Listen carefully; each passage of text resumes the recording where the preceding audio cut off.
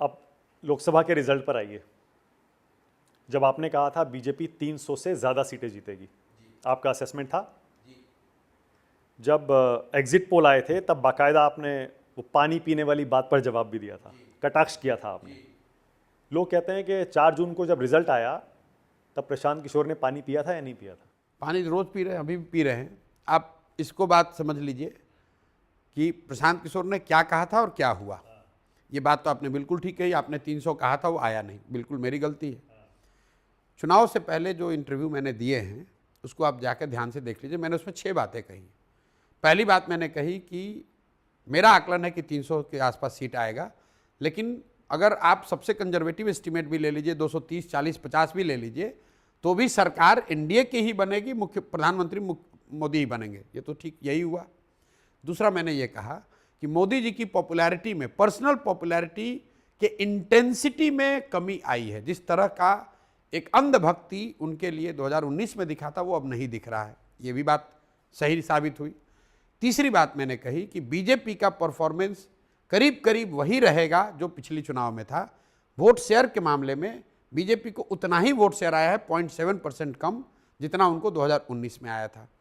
चौथी बात मैंने कही कि मोदी जी तीसरे टर्म में पहले और दूसरे टर्म के मुकाबले वीक प्रधानमंत्री साबित होंगे, क्योंकि जमीन पर अनएम्प्लॉयमेंट, सामाजिक विषमता और फार्मर्स की रूरल डिस्ट्रेस एक बहुत बड़ा मुद्दा है। पांचवी बात मैंने कही कि चाहे जितनी सीट लेकर मोदी जी प्रधानमंत्री बने, उत्तर प्रदेश की राजनीतिक व्यवस्था आने वाले समय में बीजेपी के नेतृत्व के लिए एक बड़ी चुनौती बनेगी। ये बात भी ठीक आपको दिख रही है। सीटों के नंबर में मेरी गलती है। मैंने 300 कहा, उनको आया 240। स्टैटिस्टिकली 3-4% वेरिएशन ऊपर नीचे हो तो गलती आप जस्टिफाई मान सकते हैं, लेकिन ये 10% से ज़्यादा का है तो गलती तो मेरी है। लेकिन मैं कोई भगवान नहीं हूँ, होने का दावा करता हूँ।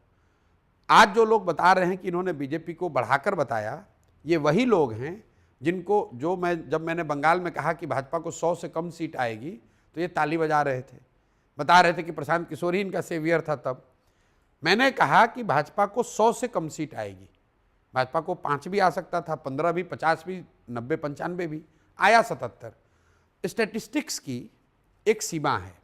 देखिए, जितने पोलस्टर हैं, सही करें गलत करें, आप उस पर टीका टिप्पणी कर सकते हैं, लेकिन उसमें मोटिव अटैच करना मुझे लगता है कि ये ज़्यादा ठीक काम नहीं है कि हर आदमी बिका हुआ है, कोई स्टॉक मार्केट रिग करने के लिए कर रहा है।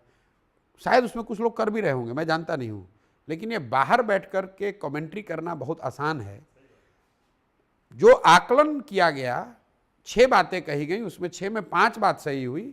सीटों के आकलन में जरूर गलती हुई और उसको मानने में कोई दिक्कत नहीं है। क्यों हुआ भाई? इसलिए हुआ की सीटें कम क्यों हुई है? नहीं, सीट कम हुई है वो बीजेपी के अपने आकलन का विषय है। आपका आकलन क्या है? मुझे लगता है कि जो 5-7 बातें मैंने बताई, उसके साथ साथ सीटों का आकलन हम लोग का 300 का इसलिए था कि इन सब के बावजूद जनता फिर जाके एक मौका इनको और दे देगी।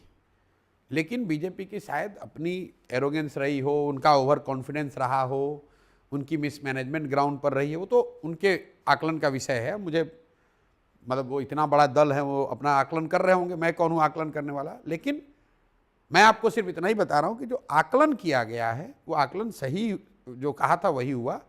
सीटों का जो आंकड़ा था वो वोट परसेंटेज भी वही आया जो कहा था। सीटों के आकलन में गलती हुई और गलती हुई तो मान लिया।